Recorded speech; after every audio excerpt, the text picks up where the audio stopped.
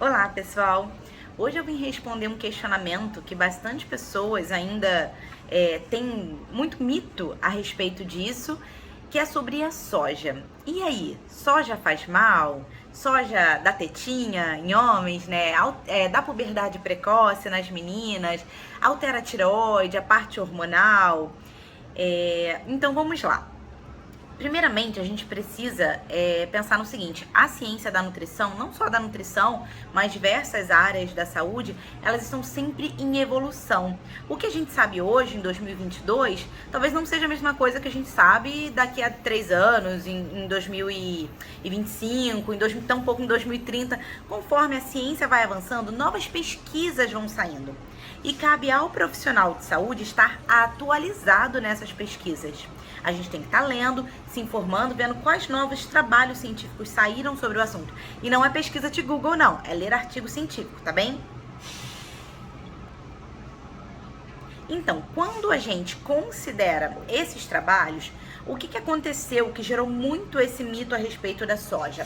Há muitos anos atrás, começaram a sair os trabalhos científicos com a soja.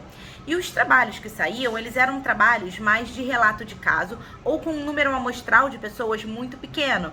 Até porque as pessoas não consumiam muita soja. Quem consumia, geralmente era aquela pessoa que estava virando vegetariana e que baseava toda a alimentação dela em soja porque achava que só a soja tinha uma proteína legal. Então, não sabiam ainda utilizar sementes, leguminosas. Então, há 30 anos atrás, até mais, a galera ficava comendo muita soja. Daí, essas pessoas era tipo assim, café da manhã, meio litro de leite de soja, aí no almoço comia um monte de proteína de soja, depois comia um bloco de tofu de tarde, comia bastante soja ao longo do dia. E foram fazendo trabalhos científicos com estas pessoas, principalmente os relatos de caso. Relato de caso é um trabalho, geralmente com uma pessoa só, que a gente considera baixo grau, é nível mais baixo da pirâmide de evidência científica, justamente porque é uma pessoa só, é um trabalho cheio de vieses. Afinal, nesse exemplo, a pessoa está consumindo um montão de soja. Ela não está consumindo uma porção, 2 de soja ao dia. Neste caso, há muitos anos, os trabalhos que começaram a sair, viam que, poxa, a pessoa que está comendo muita soja está começando a dar uma alteração ali no hormôniozinho da tireoide, está começando a dar uma alteração nos hormônios femininos, mas baseando naquele volume maior que ela consumia. Daí, quando começaram a sair esses trabalhos, os profissionais surtaram, meu Deus, então o hormônio que tem na soja vai alterar as pessoas, porque realmente a soja ela tem um fito-hormônio, que é um hormônio que ele tem uma estrutura molecular igual ao hormônio feminino, tá? Só que ele não consegue exercer uma função ativa. É como se ele fosse algo que parece, mas não é. Se a gente der um exemplo, a gente poderia exemplificar como o análogo de vitamina B12, por exemplo. Quem me acompanha falando de B12 sabe, né? O análogo da B12, ele tem toda a estrutura molecular ativa da B12, mas ele não desempenha as funções da vitamina B12 no corpo da pessoa, entende? Então seria mais ou menos assim. Então, conforme saíram esses trabalhos, o pessoal surtou e ficou se propagando essa informação de que a soja daria essas alterações sob quaisquer circunstâncias, ignorando totalmente o fato de que aqueles trabalhos eram relatos de caso, trabalhos com um número amostral de pessoas muito pequeno e que havia um consumo exagerado da soja ali. Conforme a ciência foi evoluindo, saíram novos trabalhos e trabalhos muito mais próximos da realidade, que é isso que a ciência tenta fazer. Todos os trabalhos científicos bem conduzidos, eles tentam chegar bem próximo da realidade para que você possa aproximar ali da tua prática clínica, que é isso que a gente quer. Não adianta ter um trabalho científico que foge ali da prática clínica da pessoa. Então, os trabalhos mais novos, eles falam o seguinte: número maior de pessoas, com um consumo de soja normal ou moderado, ali equivalendo 1 ou 2 porções ao dia, você comer um pedaço de tofu, tomar um copo de leite de soja, fazer um hamburguinho de soja, 1 ou 2 porções ao dia. E estes trabalhos começaram a ver que não havia alteração em hormônios da tireoide, não havia alteração a nível hormonal, tanto masculino quanto feminino, não havia início de puberdade precoce nas meninas, alteração de hormônios, e nada disso acontecia com um consumo normal, moderado ali de soja. Então é isso que a gente tem que entender, gente. A gente não pode ser papagaio que repete. Às vezes o profissional está se baseando numa coisa muito dinossauro porque ele não está atualizado.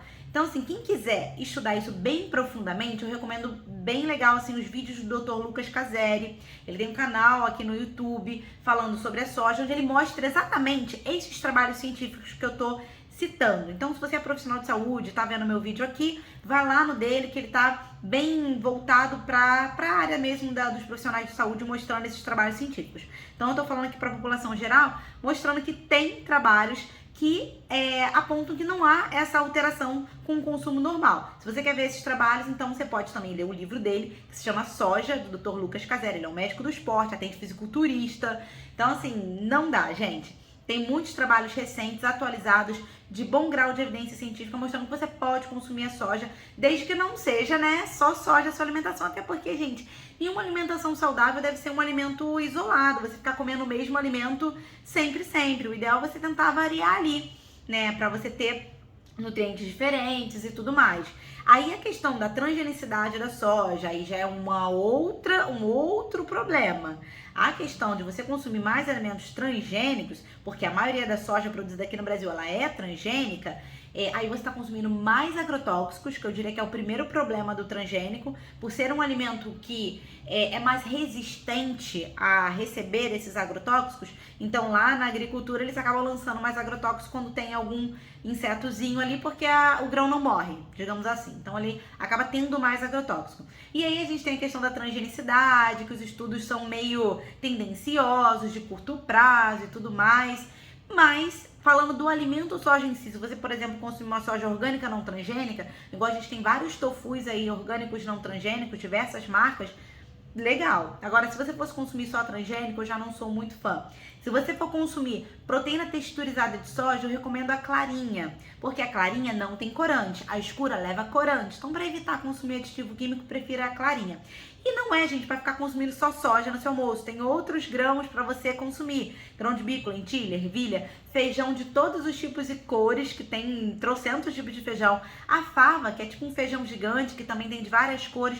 Então varie as leguminosas, não fica só na soja, tá bem? Mas então a resposta para essa pergunta é: a soja não vai alterar a tua parte hormonal, hormônio masculino, feminino e nem de tireoide, desde que você consuma num volume normal aí de 1 a 2 porções ao dia na sua dieta.